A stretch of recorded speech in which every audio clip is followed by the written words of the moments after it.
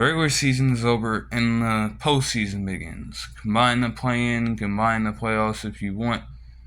All of the mindsets that some of these teams have with just losing a game and being okay with it, that's done now. That's over with completely. Especially for the teams who find themselves in the play-in. All you gotta do is lose one or two times and you're absolutely screwed. Nevertheless, I'm here to just go through it a little bit, break things down.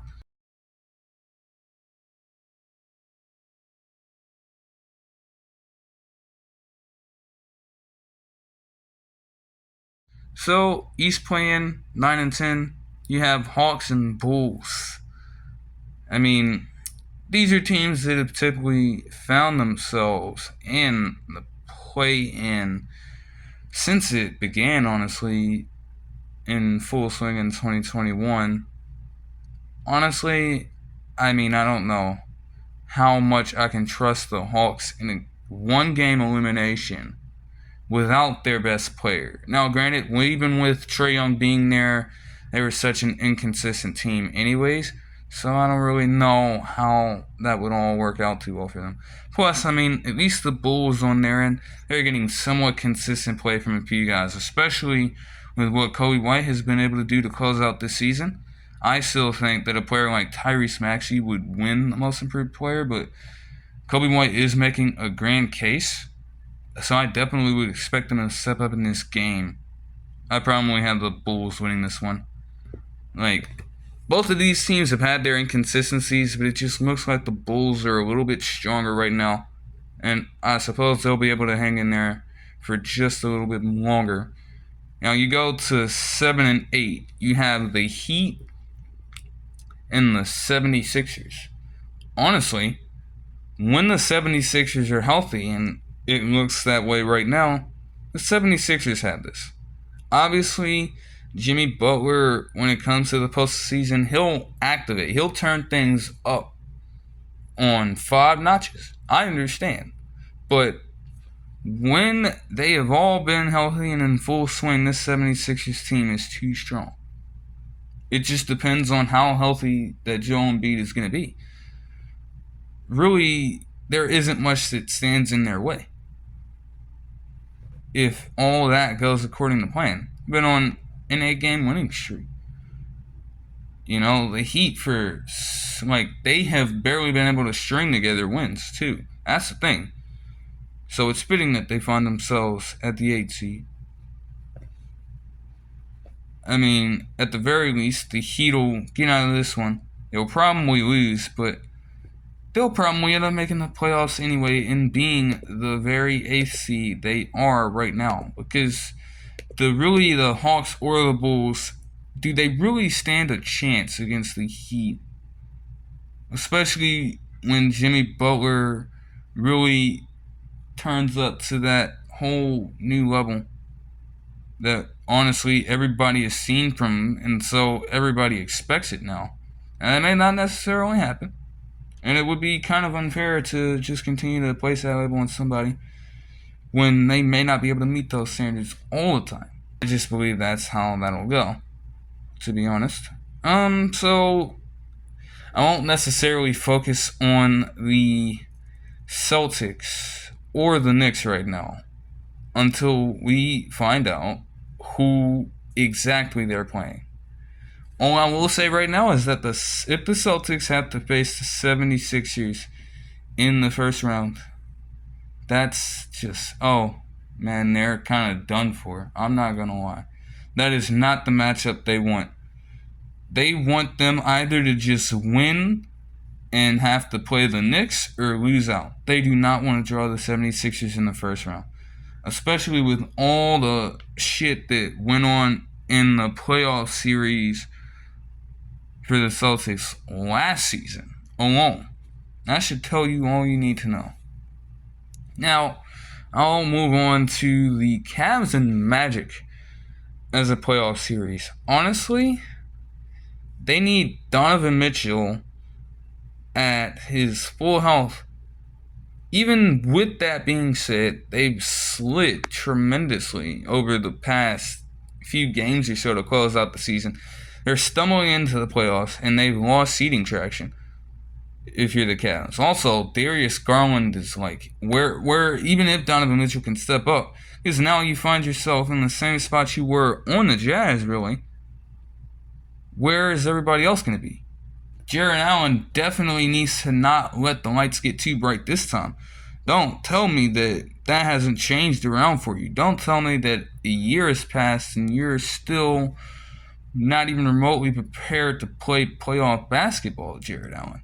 Evan Mobley has been inconsistent throughout the season. Darius Garland, I don't know what the issue is with this man, but it's like he will have the one game out of so many where he just plays like an all-star, and then he'll just play completely terrible over a stretch of games.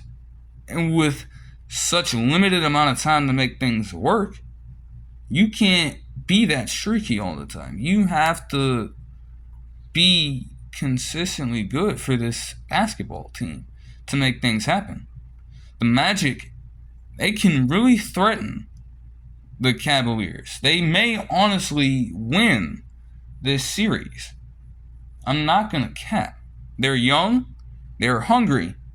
They have players that can match up too. We're going to talk about guys like Sam Merrill and Isaac Okoro, like Jalen Suggs can't play immaculate defense against both of them. And now you're putting all the pressure on Donovan Mitchell, which granted, he can perform. But, like, where are you going to put in the game plan for everyone else to contribute? How are you going to truly make that work? Right? So I honestly have the Magic winning this because time and again, the Cavaliers have shown promise, but especially with what happened last season.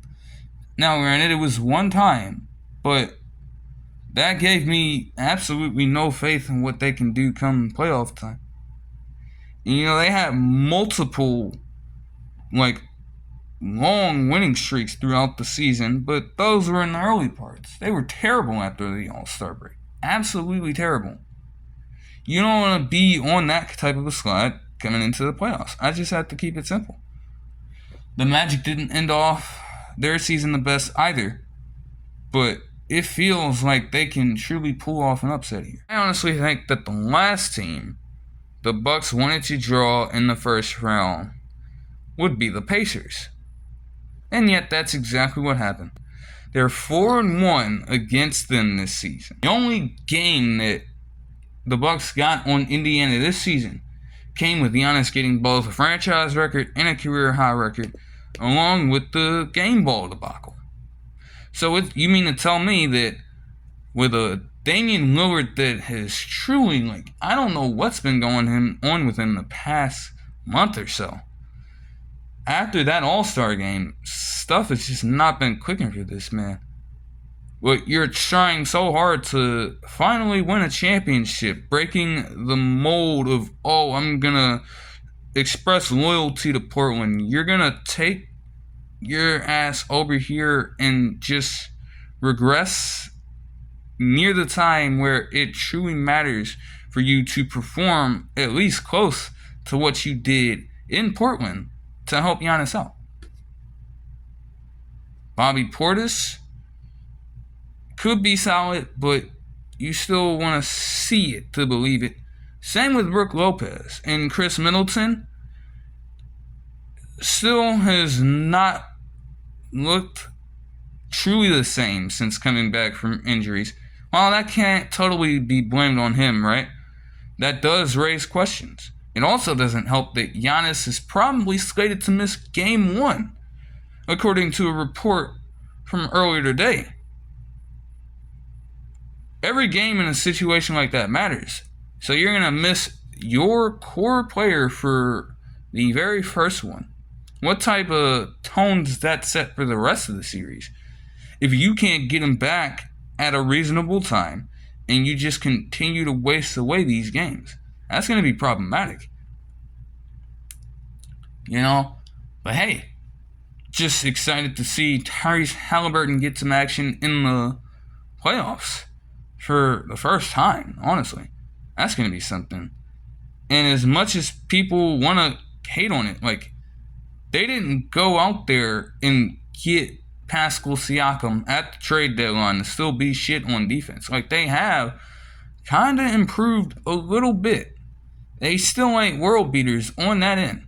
But if you can combine that with a team that reached their franchise record in points at 157 twice this season, then, I don't know.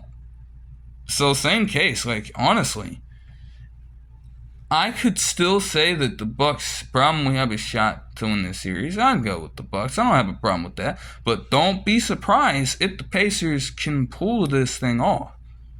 Like, the recipe, all the ingredients are there right now. They're building up on each other at this very moment of time. So I wouldn't be all too surprised if by the time the second round begins, they find themselves as one of those teams in that mix. Now, moving on to the Western Conference. Got pretty interesting with a three-way tie for first seed yesterday. But the Thunder were able to get it done. They won their game yesterday in blowout fashion and held the tiebreaker over the Nuggets to get that job done. Now, again, I won't necessarily get into their specific playoff series until they're set and the playoff tournament is done.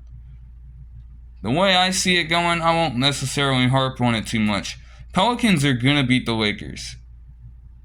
I think over the past few weeks, you've kind of seen a hunger in Zion Williamson that you haven't seen before. And no, I'm not making a pun. But what I am saying is that he's played with a lot of intensity, that is like kind of taking you back a little bit to those Duke days, or that first season when he played those few games before the pandemic hit and ended everything. The Lakers have quite the chance. I mean, with LeBron still doing what he does, and honestly, Anthony Davis being able to play one of his better seasons and a complete season, something he hadn't done in a long time. But I think the Pelicans just, they're kind of getting their chemistry together. Now, they're on a bit of a roll here. Even with the loss yesterday, I don't know. I can see the Pelicans getting this one. Then you have the Kings Warriors. I mean, same record. It was quite literally the first round series last season. Why am I inclined to believe that it would go any differently than that went? Warriors have that one. Of course they do. It's going to set up a Lakers-Warriors finale. Oh, the NBA isn't rigged, but that there's going to be a lot of profitability on the line if you get a Lakers and Warriors finale to fight it out for the 8th seed in a tough Western Conference. You know how much viewership that's going to draw. You can see it already. They want it. They want that. So don't be surprised if that goes down. But I do legitimately think that the Pelicans and the Warriors will get the win. And then, of course, the Warriors will beat the Lakers because. Anyways, moving on to the Timberwolves and the Suns, let's be quite honest. No matter who wins this series, they're getting bounced out of the second round.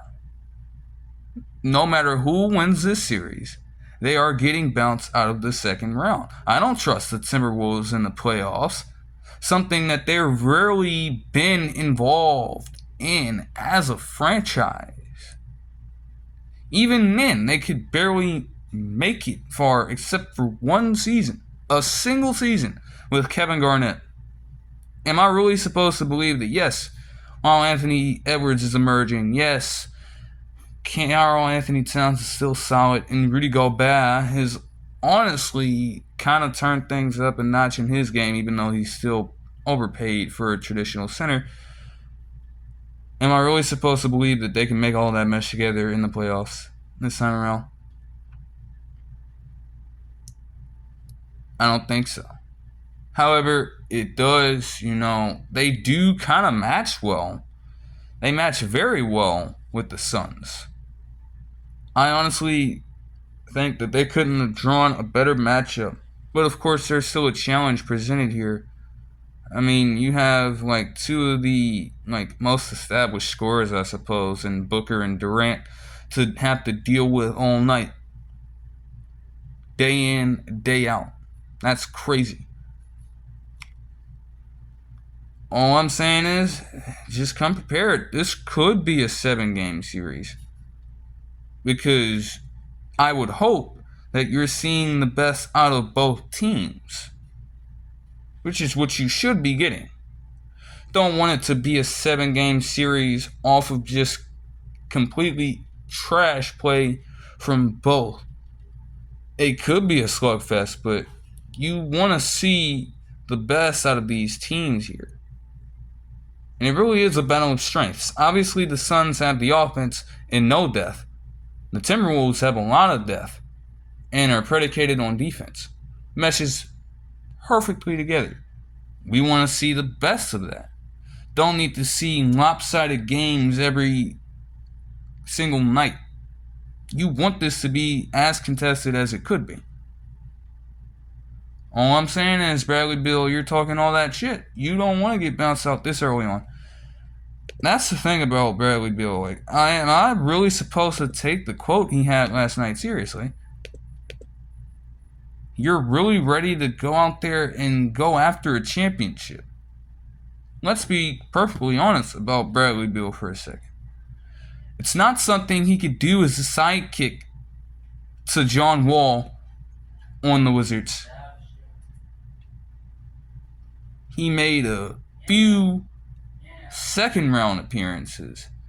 That was it. He definitely couldn't do it as the first option on the Wizards. A single playoff series and a first-round exit, and largely nothing outside of that. Just putting up inflated numbers like he usually does, and going nowhere with them at all. Now, am I really supposed to think, hey, he's going to get the job done as the third option? Really? I can't possibly take that seriously, right? But if I have to be honest, I'm probably going to take the Timberwolves with this one. I don't know. It'll get bounced out of the second round anyways, but I think that they have enough to potentially get past that team.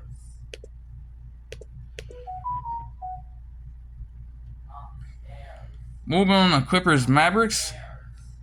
A series that has largely been just hell for both teams. I mean, you're the Clippers consistently having to deal with Luka Doncic kicking your ass night in, night out. But then the Mavericks couldn't respond because they lacked the defense. And they could never account for the second star on the Clippers. Now, the Mavericks have a Kyrie Irving to take that pressure off of Luka Doncic, even if he can still go off for a 40-point triple-double just because. And they have solidified their defense with the additions of Daniel Gafford and P.J. Washington Jr. It is certainly Daniel Gafford's season. I mean, I think he, is a respectable player at the very least. Obviously, a lot of people just overshadow him because they'll see the one highlight clip he's a victim of and just go off of that and say, hey, this player is garbage. The best player from the field in terms of field goal percentage this season, one of the better defenders out there. The stats may not always reflect that, but he was certainly doing well in that department. And also, like I said, in those moments where Luka Doncic may need to pass it off to another player, you finally have that in Kyrie Irving and maybe Dante Exum on some nights. That is crazy too. I completely unrelated, but how has Dante Exum been able to do this season? This man was a certified bust, out of the league entirely. How did he make his way back and actually become a solid piece on a team that's now in the playoffs? That's so odd. It really is. I can't understand it. All I'm saying is, don't be surprised if this series goes to 7 either. Honestly, that's just the element of the Western Conference. It's so hard. It's so difficult this season. You really love to see it. It makes for quality basketball. And honestly, as long as you're getting that, I can't complain. But I have the Mavericks getting it. I really do. I think with the emergence of having that duo now to combat against this team of a big three and Russell Westbrook off of the bench,